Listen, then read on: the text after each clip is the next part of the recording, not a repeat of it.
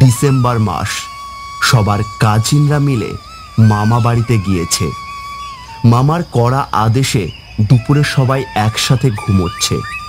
আরশির কিছুতেই ঘুম আসছে না, সে বিছানায় ছটফট করছে।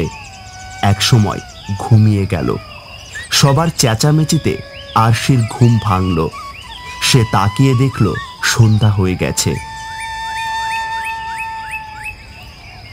ঘুম ভেঙেছে মহারানীর? হ্যাঁ, সারিকা আর নেহা কোথায়?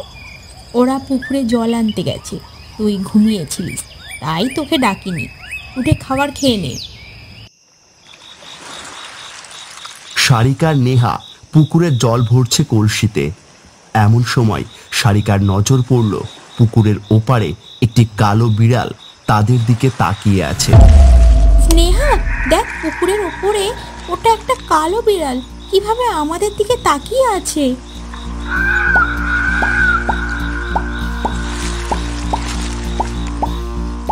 কই, কিছু দেখছি না তো।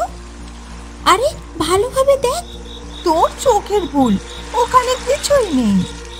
কলসিতে জল ভরানো শেষ করে যেই বাড়ির উদ্দেশ্যে রওনা দেবে, এমন সময় হঠাৎ পুকুর থেকে বড় একটা ঢেউ এসে সারিকার নেহাকে পুকুরের পাড়ে ফেলে দিল। আর একটা দমকা হাওয়া বয়ে গেল। তারা দুজন দুজনের দিকে একবার তাকিয়ে এক ঢোক গিলল ভয়ে। যেই তারা সামনে তাকালো, দেখলো এক সাদা ঘোড়া তাদের দিকে দৌড়ে আসছে। আরেকটু হলেই তাদের ওপর দিয়ে চলে যাবে। এমন সময় মামা লাইট মারল, আর সাথে সাথেই সাদা ঘোড়াটি অন্ধকারে মিলিয়ে গেল। কারা ওখানে? সারিকার নেহা তাড়াতাড়ি করে উঠে দাঁড়ালো। আমরা। মামা একটু এগিয়ে দেখলো সারিকার নেহা দাঁড়িয়ে আছে। তাদেরকে দেখলেই বোঝা যায় তারা খুব ভয় পেয়ে আছে। তোরা এখানে কি করছিস? জল নিতে এসেছি। তাড়াতাড়ি উঠে আয়। সারিকার নেহা তাড়াতাড়ি করে পাশে পড়ে থাকা কলসি দুটি নিয়ে মামার কাছে গেল। আর কখনো যেন শুনি না এই পুকুরের রাতে পানি নিতে এসেছিস।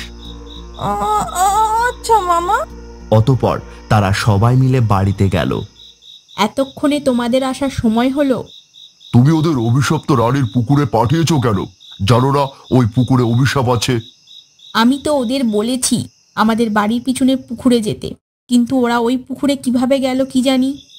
যারা ওই পুকুরের জল স্পর্শ করছে তারা কেউ বাঁচতে পারেনি। ওদের নজরে নজরে রাখবে, তাড়াতাড়ি ওদের বাড়িতে পাঠিয়ে দেওয়ার ব্যবস্থা করতে হবে। মামা রেগে হনহন করতে করতে চলে গেলেন। তাদের পাশে বসেই সব কথা শুনছিল আরশি। যাও তোমরা সকলে ঘুমিয়ে পড়ো, খুব রাত হয়ে গেছে।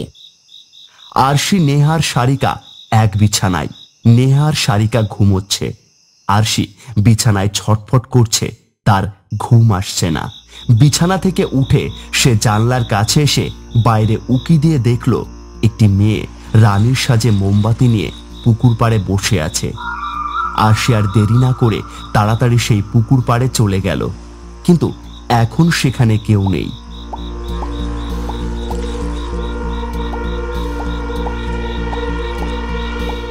সারিকা, নেহা আর মামার সন্ধ্যাবেলায় বলা সেই কাহিনী আরশির মনে পড়ল।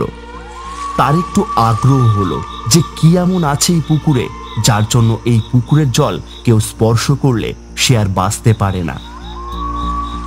এসব ভাবতে ভাবতে সে পুকুরের পাশে গিয়ে জল স্পর্শ করতেই একটা ঠান্ডা বাতাস বয়ে গেল। সে ভয়ে সামনে তাকাতেই দেখল একটা রানী পুকুরের মাঝখানে দাঁড়িয়ে আছে। আর সে খুব ভয় পেয়ে গেল। কে তুমি? এত রাতে এখন এখানে কি করছো? তুই এই পানি স্পর্শ করেছিস কেন? এটা অভিশপ্ত পুকুর। যারা এই পুকুরের পানি স্পর্শ করবে তারা কেউ বাঁচবে না। এখন তুইও বাঁচবি না। আমি জানতাম না, আমাকে প্লিজ ছেড়ে দাও। আমি আর কখনো কোনো দিন এই পুকুরে আসবো না।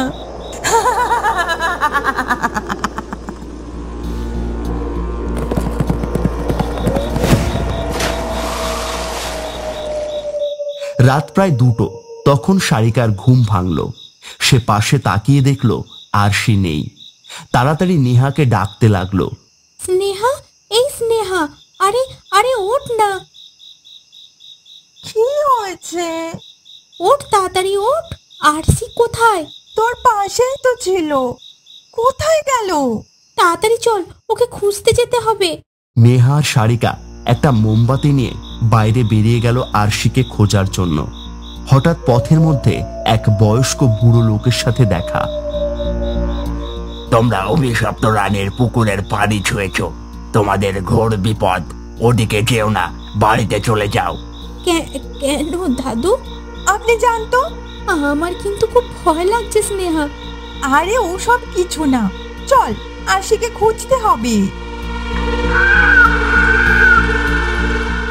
সারিকা নেহা আরশিকে খুঁজতে খুঁজতে সেই অভিশপ্ত রানীর পুকুরের কাছে গেল। নেহার চোখ গেল পুকুরের মধ্যে, দেখতে পেল একটি লাশ ভাসছে। নেহা আঁতকে উঠল। সারিকা, দেখ, পুকুরের মধ্যে একটা লাশ ভাসছে। তাকিয়ে দেখ, ওটা একটা সত্যিই লাশ। চল গিয়ে দেখি। হঠাৎ একটা ঝোড়ো হাওয়া তাদের হাতে থাকা মোমবাতিটা নিভিয়ে দিল। পুকুরের পানি উথাল পাথাল শুরু করলো। চল রে, বাড়ি যাই, আমার এখানে আর ভালো লাগছে না, খুব ভয় লাগছে।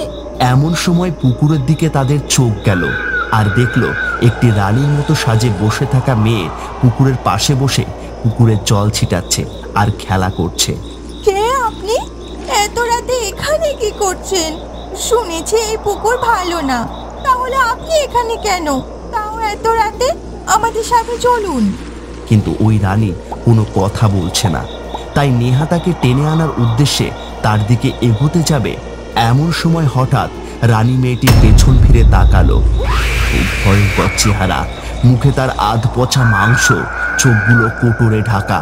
সারিকা আর নেহা খুব ভয় পেয়ে যায়। আজ পর্যন্ত যারা এই পুকুরের পানি স্পর্শ করেছে তারা কেউ বাঁচতে পারেনি। তোরাই অভিশপ্ত পুকুরের পানি স্পর্শ করেছিস, তোরাও বাঁচবি না। তোদের ওই পুকুরে চুবিয়ে হত্যা করব, ঠিক যেভাবে আজ থেকে 200 বছর আগে সেনাপতি আমার পরিবারকে চুবিয়ে মেরেছিল, ঠিক সেভাবে।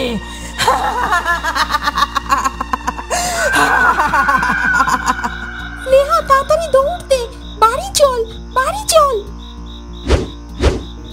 নেহা আর সারিকা বাড়ির উদ্দেশ্যে দৌড়ানো শুরু করলো, কিন্তু একটা গাছের শিকড় তাদের পা পেঁচিয়ে ধরলো। তারা মাটিতে পড়ে গেল। তারা দুজনের সামনে তাকিয়ে দেখলো একটা সাদা ঘোড়া তাদের দিকে দৌড়ে আসছে। ঘোড়াটি তার পা দিয়ে সারিকা নেহাকে পুকুরের মধ্যে ফেললো, আর রানী তাদের চুবিয়ে মারল।